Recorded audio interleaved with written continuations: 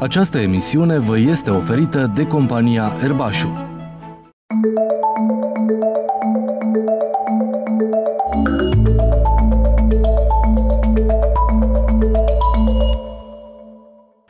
Domnilor, bine v-am găsit la întâlnirea noastră săptămânală cu șahul. Nu uitați, puteți urmări emisiunea Strategie în alb și negru sâmbătă de la 10:30 sau la aceeași oră duminica în reluare. Sunt Delia Duca Iliescu și vă invit să aflați pentru început noutăți din lumea șahului.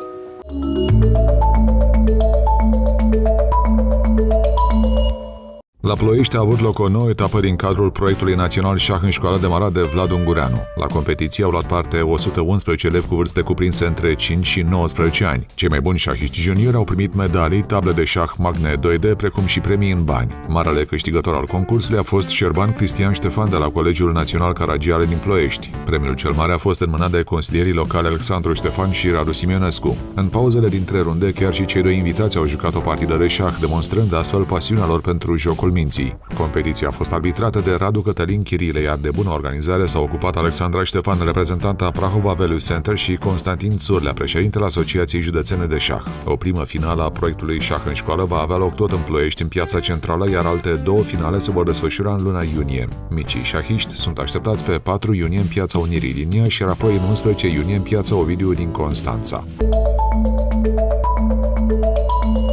Etapa Grand Chess Tour încheiată luni la Varșovia a fost câștigată de marele maestru al țării gazdă, Jan Krzysztof Duda. Polonezul a câștigat cea de-a doua etapă a circuitului Grand Chess Tour după o ultimă zi palpitantă cu doar jumătate de punct în fața lui Levon Aronian și a fostului campion mondial Vishwanathan Anand. Au fost 9 runde de șah rapid și 18 de blitz în capitala Poloniei. Reprezentantul țării noastre, David Garrilescu, a terminat al 10-lea obținând 4 victorii prestigioase la blitz, printre care și una în fața fostului campion mondial Anand. Următoarea etapă Grand Chess Tour va avea loc la Zagreb, Croația. Pentru etapa din Zagreb și-a anunțat participarea și actualul campion mondial Magnus Carlsen. Acesta va mai juca de asemenea și în ultima etapă, cea din St. Louis. S-au încheiat așadar două dintre cele 3 etape europene, cele din București și Varșovia. Urmează acum Zagreb în luna iulie, iar ultimele 2 etape vor avea loc în perioada august-septembrie în Statele Unite ale Americii. Garry Kasparov a fost prezent la deschiderea ambelor etape Grand Chess Tour desfășurate până acum. Vă invităm să urmăriți în continuare interviul pe care l-a acordat multiplul campion mondial Garry Kasparov cu o zi înainte să plece din București spre Varșovia.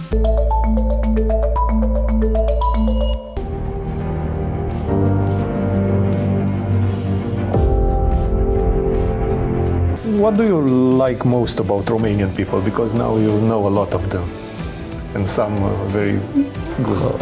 Yeah, I always feel comfortable in Bucharest, so I wish I could have opportunities to travel across the country, and I insist it's about feelings, and I said there are places where you immediately feel comfortable, and the places where you are not so comfortable. So in Bucharest, I'm very comfortable. So, and that's why I always happy thinking that I'll come back here next year. There are 2 years of pandemic. How was it for you? What did you learn from this period?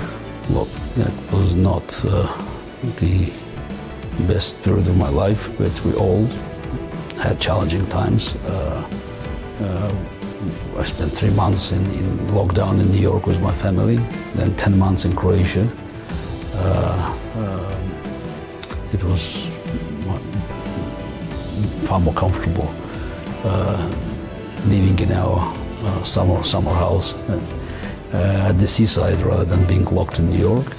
But for me, pandemics also marked a tragic event in my life. My mother succumbed to COVID and died on Christmas Day in Moscow in 2020. So that's why pandemic had a big scar in my life and my memory. But pandemics also, this kind of test also makes us tougher. So it's if it doesn't ruin you, it makes you stronger. So I think it's a lesson for everybody that we have to be prepared for unexpected, and we can't live risk-averse lives. So there's always a potential danger, and we need to keep improving our science, our lives. So I think challenges like pandemics and the ongoing war in Ukraine, those are reminders that we still have plenty of work to do to make our future brighter. How hard it is for you to not be able to visit your home country now? Look, I'd rather visit it than not, but it's out of question as long as Putin stays in power.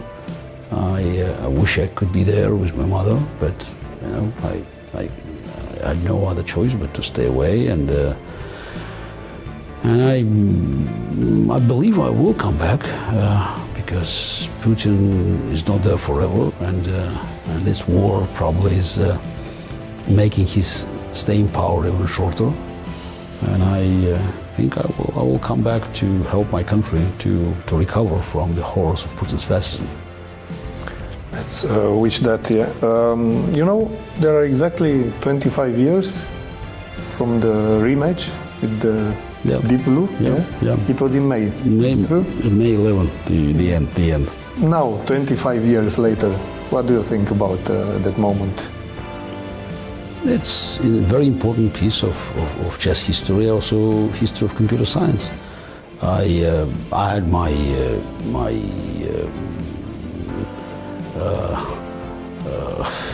complaints 25 years ago, and in my book Deep Thinking I described them, and I still believe that there were certain irregularities in the match, but it doesn't matter now because it was a big milestone for computer science, and for me it was also a moment of revelation. I realized that even though at the time I felt that I was at least as good as a machine, probably even better, and I played a few more matches afterwards with less publicized matches. That's but I started thinking about the future cooperation with computers. So it's I think these events like that one, they're necessary for us to have a better idea about the future, and so how we can cope with technological progress and finding our right place to make it work for us, not to be detrimental to our interest. It's strange how people remember, that at the end you lost that match, but it was a rematch after you won, actually, a year earlier. And even that match was very close. It was decided at the last... Yes, but it's it's a myth then Deep Blue was all powerful. It's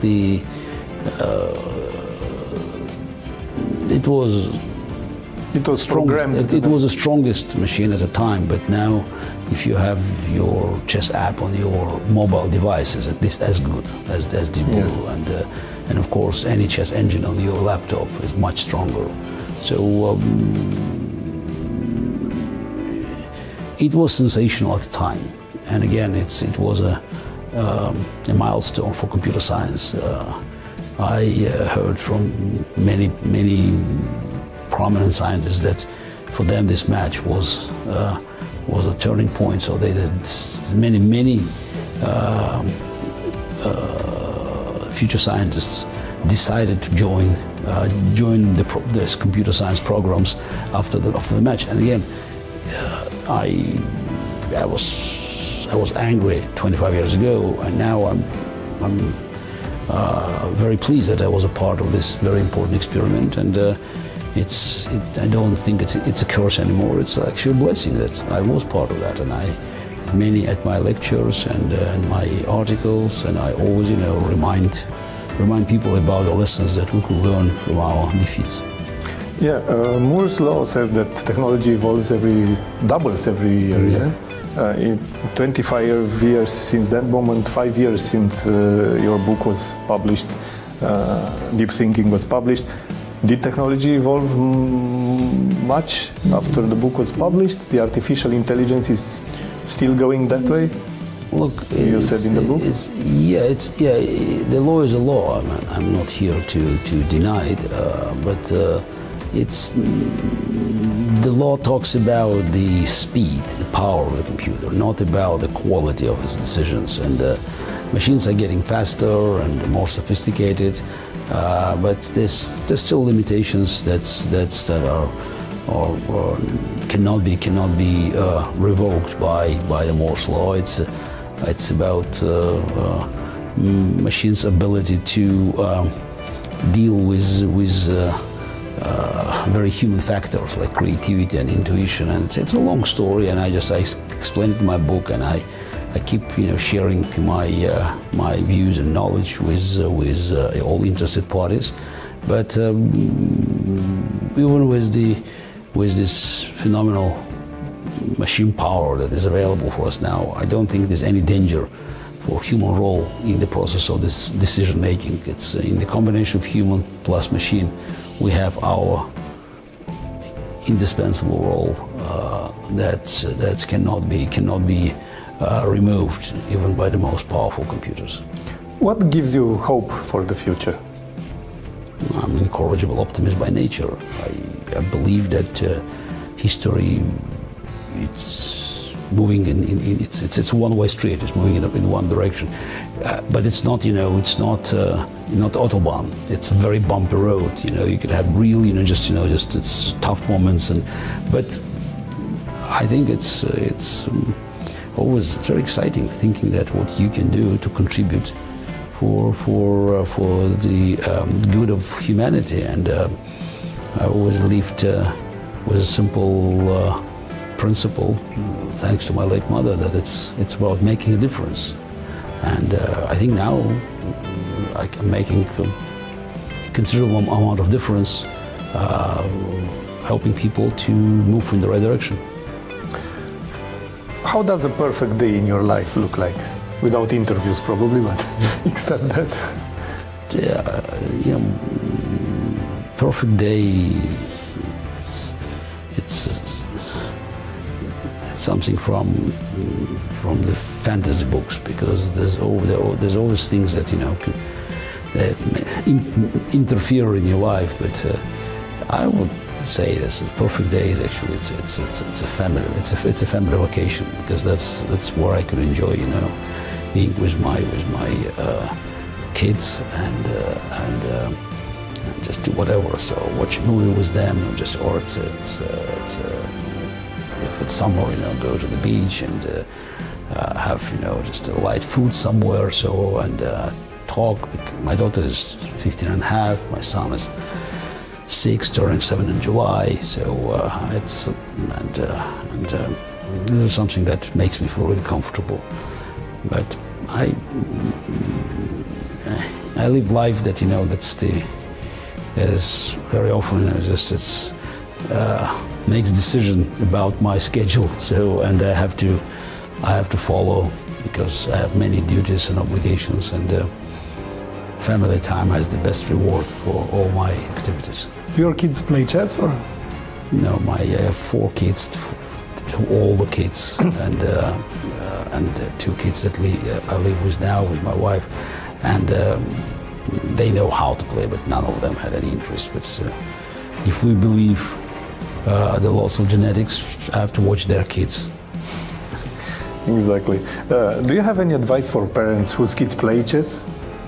Because we had an interesting experience in the National Junior Championship in Romania, where parents come there and put a lot of pressure on the kids. Look, every parent has his or her responsibility for their children. So some of them are just, very strict. Again, it's their style. I'm not here to interfere with their system of dealing with their kids. Doesn't mean just being pushy for chess. We can have this kind of attitude towards kids who are doing math or music or whatever, and sport. We just have to remember that there's always responsibility, and it's being too aggressive could backfire. So I it's always about the balance. So you don't want to spoil them, but you don't want to be too harsh. But I think it's very trivial. So it's some parents they firmly believe that they have to push really far. And while running Kasparov Chess Foundation programs for rising stars for nearly 2 decades, so I met different parents, and I know that sometimes being too aggressive and too protective, it's not the best contribution for the success of your kid. Is there something missing in your life right now, do you feel? No, right now, as of now, so I feel I'm fine. I just, it's 2 years ago I would have said that, I wish I could spend more time with my mother, but right now it's out of question, and so I feel very much, on being the right man in the right place, and I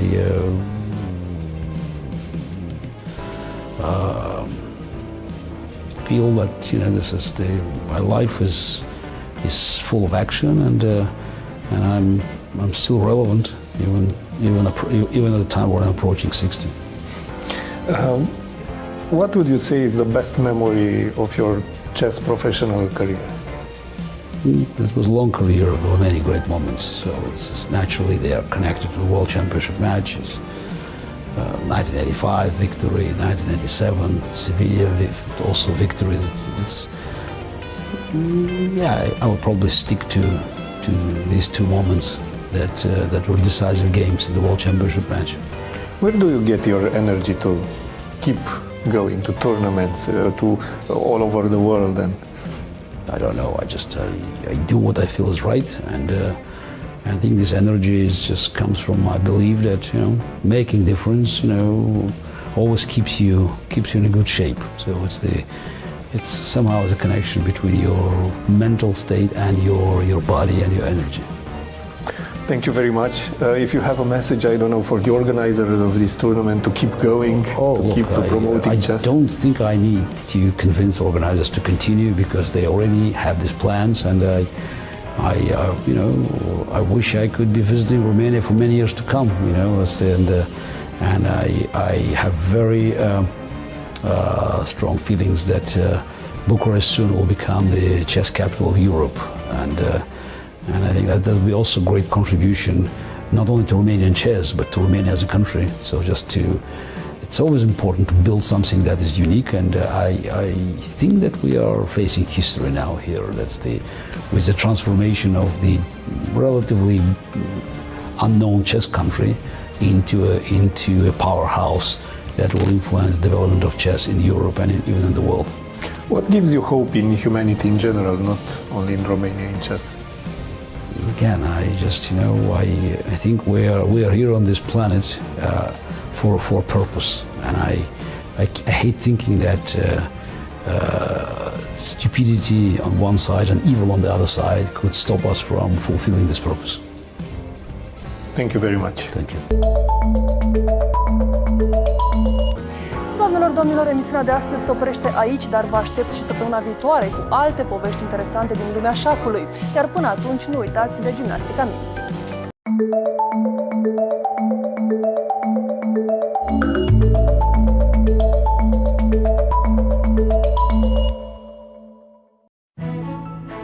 Emisiune oferită de compania Erbașu.